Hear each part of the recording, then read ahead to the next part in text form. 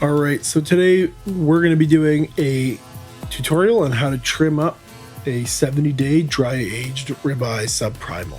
Okay, so we got to start out by taking off all of our butcher's twine that we used to hold it in the air and suspend it while it was dry aging.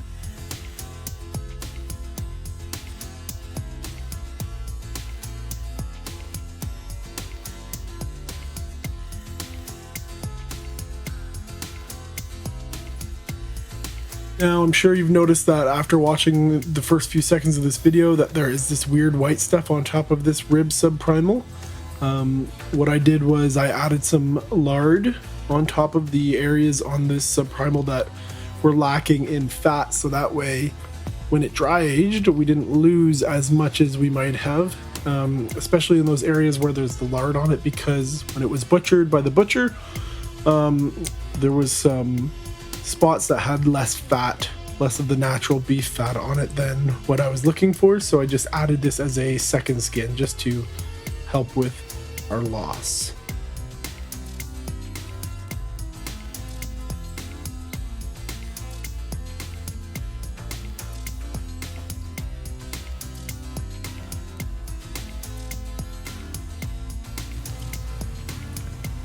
All right, time for the fun part. We're going to trim this into steaks. So what you want to do is you want to find that spot in between the rib bone and that other little bone right there. Okay, and you want to put your knife right in between the two bones, okay? And you're just going to want to start cutting right in between there, so that way you have a nice thick steak. We're trying to go for very long cuts, so that way we don't have any jaggedy cuts on the inside of the steak for our better presentation at the end. All right, let's take a look at the inside.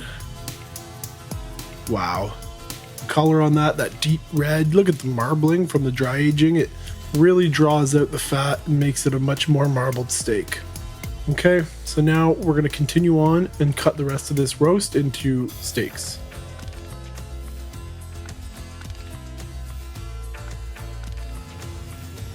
So far I've done a pretty good job of keeping these steaks nice and straight, but as you get down farther into the roast, it becomes harder based on where the bones are. So I do start to get some angled steaks, as you can see here. But in the end, it works out really, because we have to trim out the back end of the very last steak, so that way we can get rid of all that dry aged pellicle.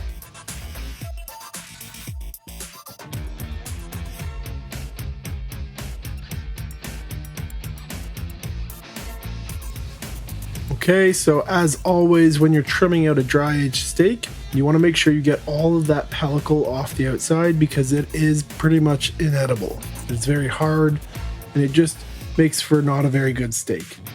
So you want to make sure you're trimming it all out. Don't be cheap here, because in the end of the day, you'd rather have a delicious steak than an inedible one.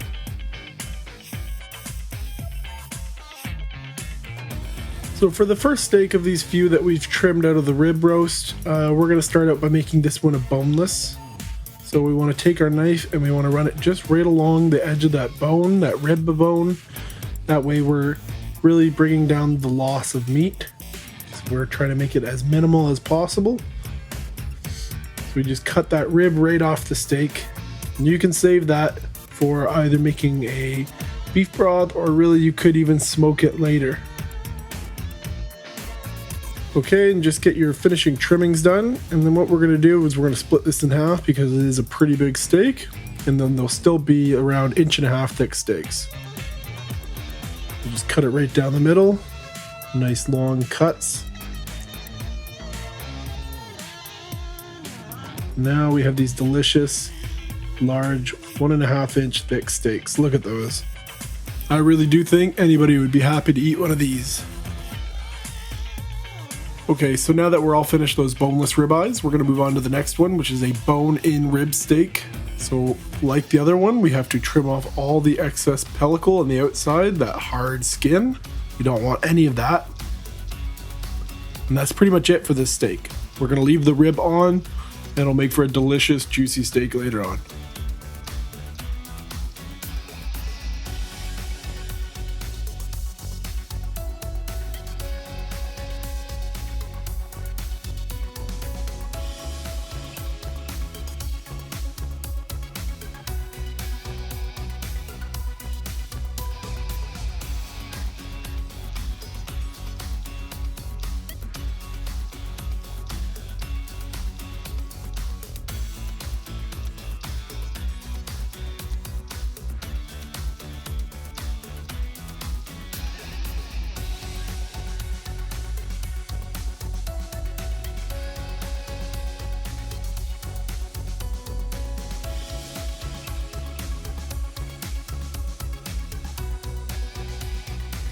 There you go, folks. It's done. Look at that juicy, delicious looking 2-inch thick steak. Marbling on it is impeccable. On to the next. This one, we're going to be making this one into a nice cowboy steak. So we're going to basically French the rib and keep the majority of the meat on. We're going to keep that bone in there. So don't you worry, we'll be there to walk you through the whole process. And to start out, we're going to remove all that pellicle, just like the other 2 steaks from our steak here, because it is, once again, inedible and we don't want it. It'll make for a very unpleasant steak at the end of the day. So remove all that pellicle from the outside. Now what you want to do is you want to find where that fat is almost like a tail at the bottom of your ribeye steak, and you're going to just trim that entire chunk right off. Go right down to the bone. And basically what we're going to do is just slide our knife right down that bone, following it all the way down until we can cut that giant chunk of fat and a little bit of beef right off. Just like that.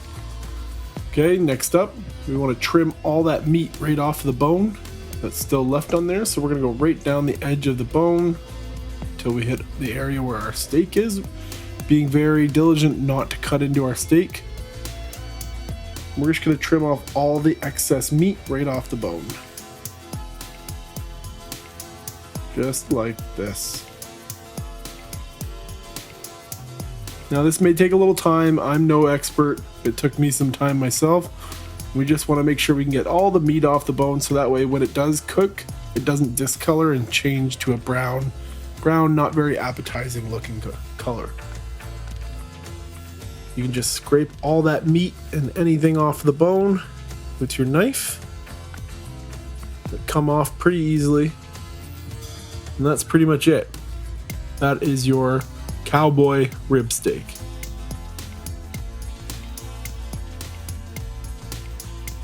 Now this makes for a beautifully presented steak that you could feed to anybody. They would be very happy to have it, guaranteed. So now just to go back over what we've done today. So we have our cowboy rib steak, our Frenched bone, beautiful steak. We have our bone-in ribeye, a nice 2-inch thick steak. And we have our boneless ribeyes, about 1.5-inch thick steaks, both of them. All of these with beautiful marbling. We really couldn't have asked for a better dry aging. Now, as always, don't forget to like, comment, subscribe, hit that bell icon so we can stay up to date with what we do each week. We'll see you next week.